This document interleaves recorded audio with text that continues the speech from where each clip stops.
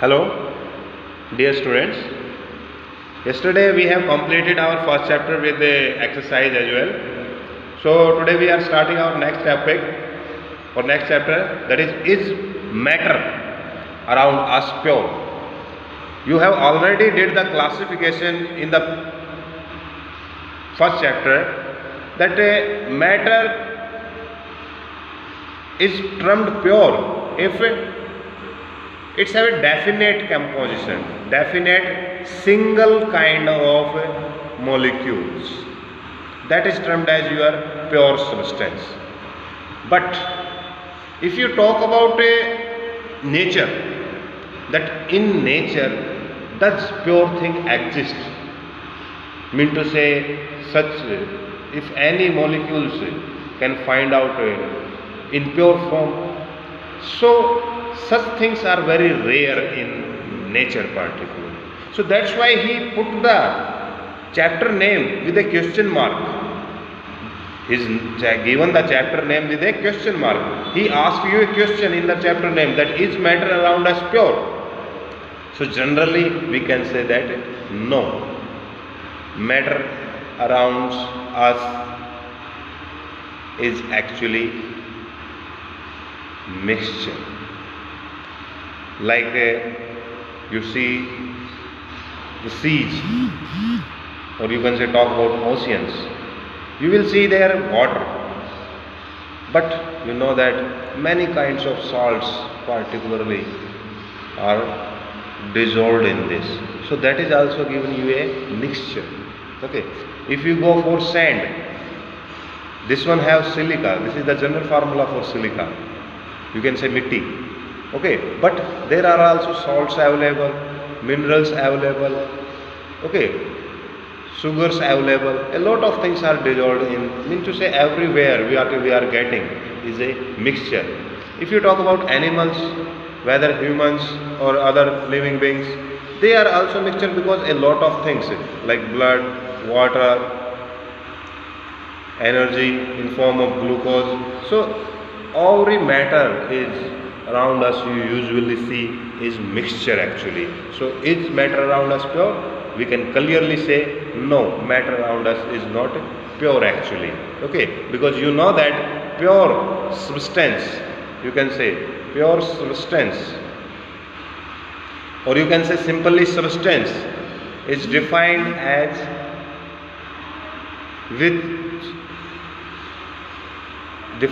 one which have definite composition and have all same kind of particles. That is termed as your pure substance or simply substance particularly. Okay. Now he has given a activity in your chapter, that is known activity 2.1, in which he taken first your class and he divided into four groups, A, B, C, D. Four groups he has given you. Okay, and to all he has given some few different things, like how for first A particularly he has given 10 gram of copper sulfate plus 50 ml H2O. Okay. For B, it have 20 gram of copper sulfate, but water amount is same, that is 50 ml H2O. Mean to say only copper sulfate in the B section, B group have is double. Now talk about the C group. C group, he has given iron fillings plus copper sulfate. To D, he has given ink and, or you can say you can choose between ink and milk. Okay. Now he want you to mix them. Mix and mix. Okay. Now he asked you some question or observation under, like what the observation with the A group. So you will say copper sulfate dissolved in water have blue color, So blue color solution get formed.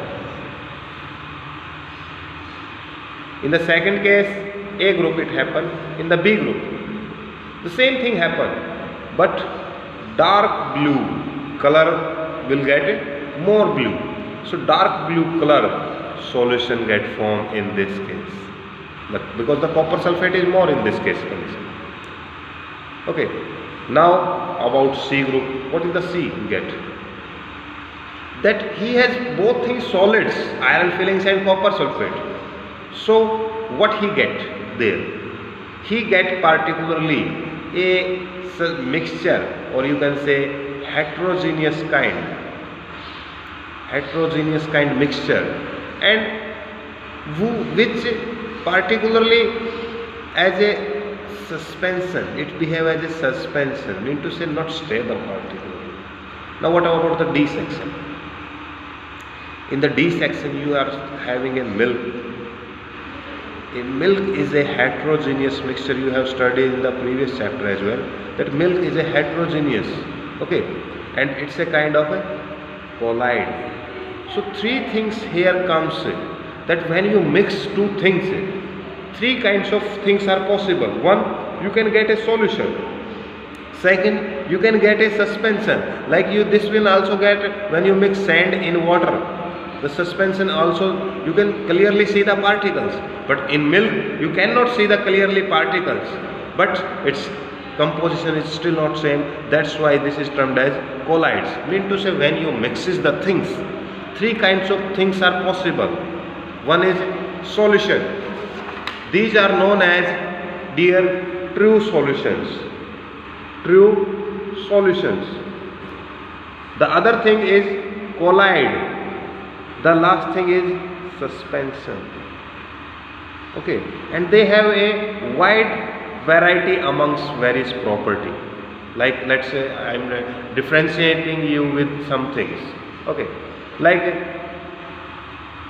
first of differentiating between them, I may want to define you again, which I have already defined you in the previous chapter, but I want to regain that thing. That mixture are of two types here: homogeneous and heterogeneous. We have already did in this previous chapter. Homogeneous is what? Composition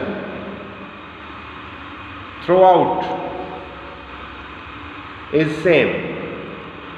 For mixture, that is homogeneous mixture, and heterogeneous mixture, composition throughout is not same. That is heterogeneous mixture. So if you go for the true solution, what you will find out the nature? You will see the nature is homogeneous mixture. Like in case of copper sulfate, we are dissolving in water. Homogeneous mixture. Second thing, it is heterogeneous. Heterogeneous mixture. Okay. This is the first point difference. This is also heterogeneous in nature. Composition not same. Okay. Second thing, if you leave them for the settle down any particularly, so you will see that these are quite stable. These are also stable. But suspension particle always gets settled down. That's why this is termed as unstable. Okay. More clearly speaking, these three types of mixture are on basis of the particle size actually.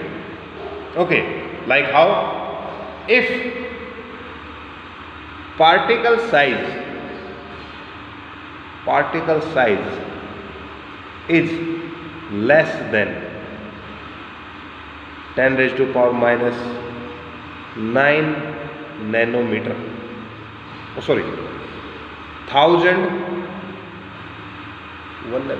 nanometer, less than 1 nanometer. Okay, those particles are termed as solution. Mean to say particle size is less than 1 nanometer. In that case, the mixture is prepared is true solution.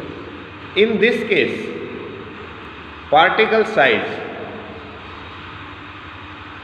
varies from 1 nanometer to 1000 nanometer. Particle size if this one, that is termed as colloid. And if particle size greater than 1000 nanometer, those are termed as your suspension. This is the exact definition which differentiate these three types of things. But we also studied that how their properties get changed, that they always form homogeneous mixture, they are forming heterogeneous, both are stable, these are unstable quite. Okay, let's see some more differences. Okay, like this will not show Tyndall effect. No Tyndall effect. We will study about that what is Tyndall effect further in this chapter. No Tyndall effect shown. Okay, this will show Tyndall effect. Okay, this will also show. Next one, fifth. You can never filter it. Never get filtered.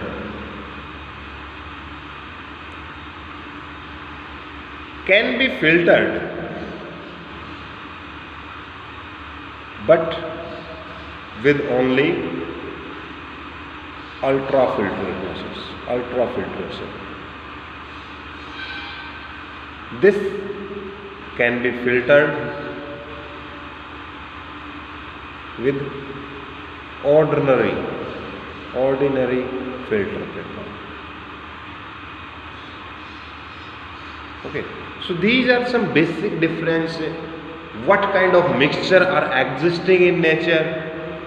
Because we very well understand that our chapter is matter around us pure. We very well know that in natural everything is mixture almost. So what kind of mixture are possible? If you talk about the chemical composition, we know that there are two types of homogeneous and heterogeneous. But if we prepare the mixtures, three kinds of mixtures are actually forming on the basis of the particle size. Okay, one is termed as true solution, second is colloidal, third is suspension. So these are some basic differences between these kind of mixture what I have written. Okay, so today, first thing, you will read the chapter up to activity 2.1 and second, sort out 5 short cues and answer in rough notebook. Third, solve activity 2.1 as well. This is your homework for today. Thank you.